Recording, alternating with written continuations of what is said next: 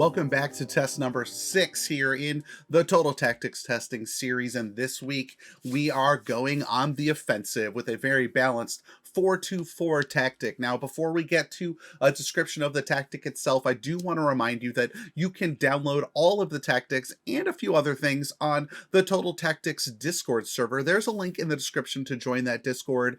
In the Tested Tactics channel within there, there is a link to a Dropbox folder, and in that Dropbox folder is everything you'll need to play any of the tactics on the channel, and over the course of the cycle there'll be a few other resources there as well. And finally as well, you can support the stream by subscribing to the channel. We are pushing forward towards 1,000 subscribers, and I'd love to have you join us on that journey.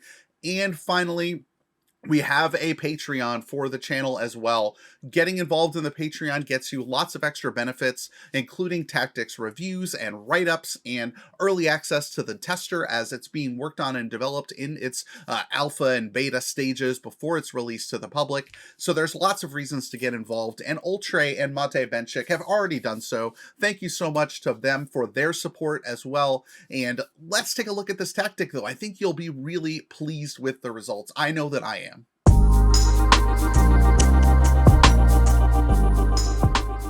Alright, so here's the tactic. It is a 4-2-4, like we said, and the thing that I went for in this 4-2-4 is balance.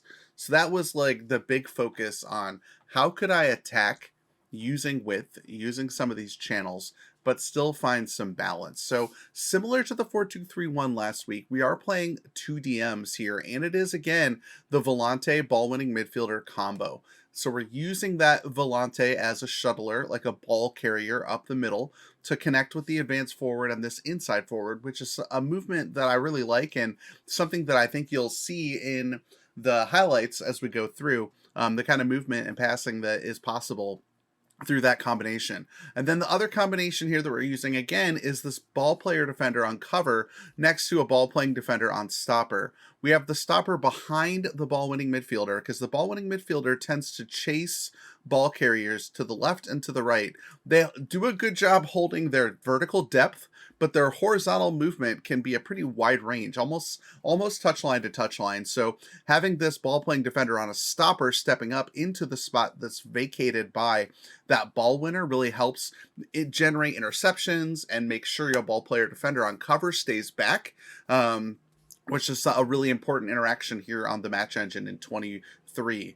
This fullback on attack too, overlapping this inverted winger on attack, which they are covered by the stopper and the ball winning midfielder, which is the balance that I was sort of talking about. On the left side of the pitch, where we do have an inside forward and a volante, the fullback is on support with a cover defender to kind of be the backbone there on the left. Now we are playing on positive. We are passing into space again. We're taking short kicks, and we are counter pressing in this tactic. So unlike the previous tactic, which either regrouped or didn't regroup, but also just didn't counter press, but that tactic, again, very effective as like a counter-attacking tactic, but this tactic not only counter-attacks from that kind of balanced back six, but it also presses really hard when the opponent has the ball, to the tune of much more often on trigger press. If we're going to have 4 players in that high press alignment up there, we want them pushing really hard. If they break that press, we want the volante and the ball-winning midfielder closing down, trying to win that ball back in between the lines as well. So this is the combination that we're going for to get that kind of pressing shape out of the tactic. And we've got that drop off more on the defensive line as well, as everything pushes up to make sure that when we lose the ball, that back line is, of course, stepping off as well. So the tactic did extremely well, but before we get to the results, we will take a look at some of the highlights here on some of the goals that were generated by this tactic. So let's take a look at those now.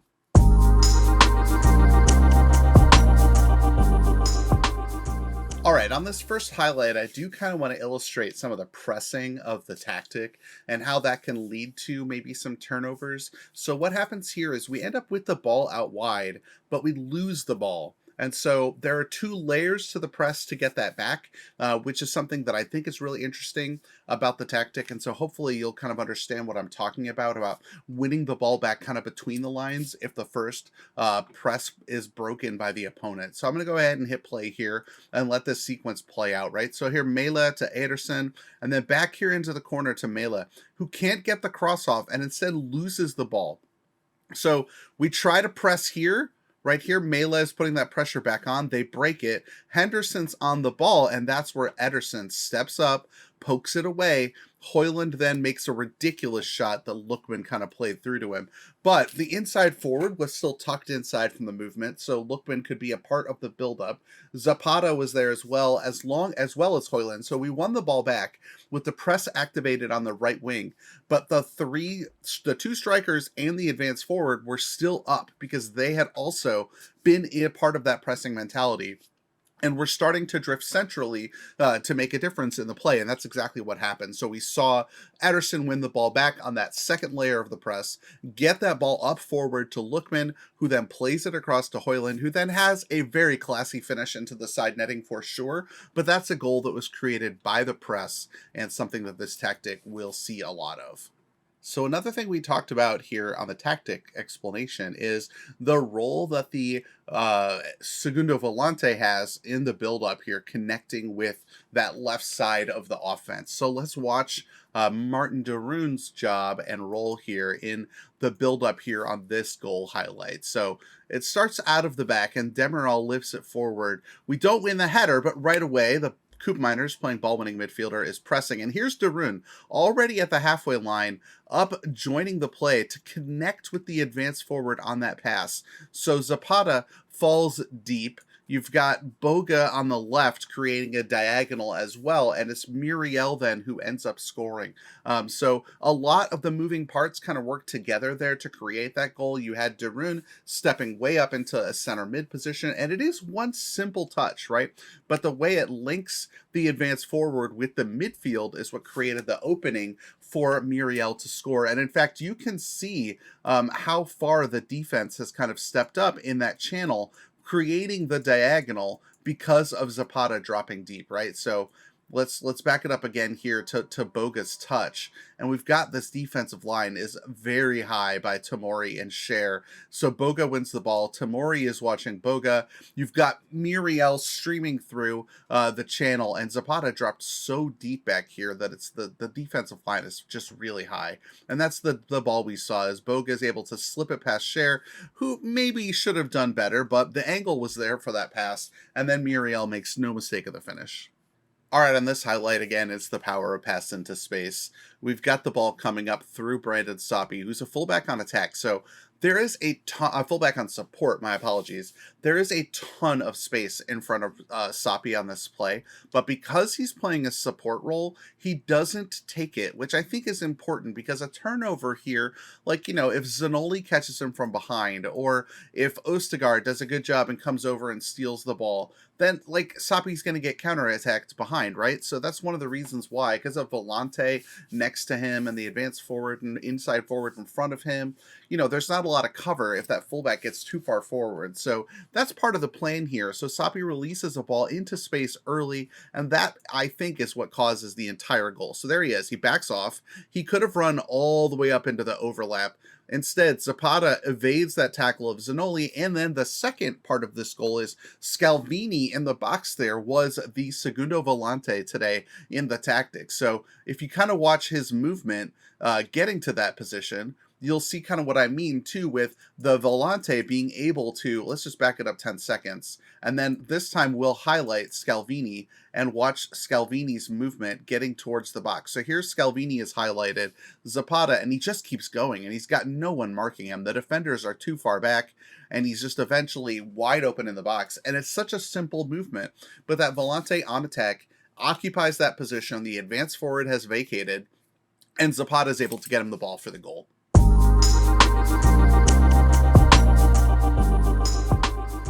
let's take a look at the results, and they are impressive indeed.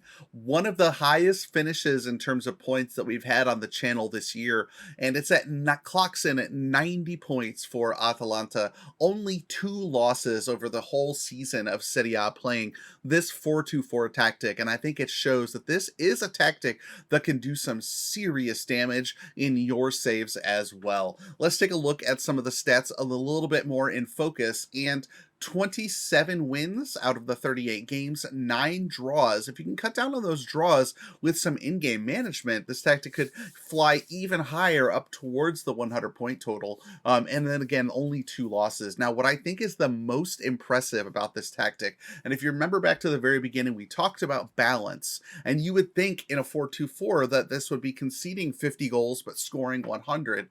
Instead, the goal output is restrained a little bit because of the balance to only 82, which was still tops in the Serie A and a decent number. But the goals against at 28 is a pretty low number for this kind of tactic. And I think it shows the strength of both playing on a positive mentality instead of attacking, and making use of those support roles at fullback and at ball-winning midfielder, and really kind of ensuring that you have some balance and some planning for how the zones of the field are covered by your tactic. Let's take a quick look at some of the statistics in the squad before kind of sending off this tactic in this video. So one of the things that you'll see here, let's filter out the players who are not at the club, is Lookman had 11 assists, and that led the team, which isn't that many, right? So where are the assists coming from in this tactic? The left back, 5 assists. That's usually Brandon Sapi. The Adamola Lookman with 11, Zapata with 10, right? Jeremy Boga, who played on the left as that inside forward, another 10 as well. 7 assists from Ruslan Malinovsky, who those are probably mostly on set pieces as a substitute, because there's not a great position for him to play in this tactic. And Hataboar with only 4 as well as that overlapping fullback. So that's the one position in the tactic. The fullback on attack, maybe we should try wingback attack or complete wingback, because we're not seeing a lot of output from Hataboar, and on a 6.98, with the quality of our record, like over the course of the season, seeing both fullbacks be the only starters on sub 7.0 makes me think maybe there's some room to work on what those positions offer tactically. But either way, the results don't lie. It's an incredible tactic. The goals obviously are coming from the 2 strikers. Both Muriel and Zapata have cracked the 20 mark, with the inside forward, Jeremy Boga, putting in a respectable 8 as well. And of course, those we've seen plenty of those highlights too, with the Volantes getting involved with the attack, and we are seeing 3 from Koopmeiners, 3 from De Ruyne, another 3 from Scalvini. So we're getting a push from the midfield as well. And even the 3rd striker, Rasmus Højlund, does have 9 goals and 7 starts as well, and played very well in his limited option. We saw him score an absolute banger in one of the highlights as well. So the goals come from kind of all over the park. The assists for sure come from all over the park. And again, that feeds the narrative of this tactic, while looking very attacking, is in fact super balanced. So once again, I'll remind you as well that if you haven't liked the video and commented as well, make sure that you subscribe too. Your support helping pushing the channel on towards 1,000 subscribers is always needed. And again, you can join the Total Tactics Discord, where we are discussing tactics daily and sharing results with each other. And that's a place where you can find all the downloads of the tactics and the downloading of the testing database, which is coming out in the near future. So I know I've been saying that a lot in these videos, but we are working on it. We have run into a few issues, but when the Total Tactics testing database comes out this year, I think you'll be happy with the result. We are making some upgrades and some changes. And again, we'll do a whole future video on that as well, on how to use it optimally and what those changes are.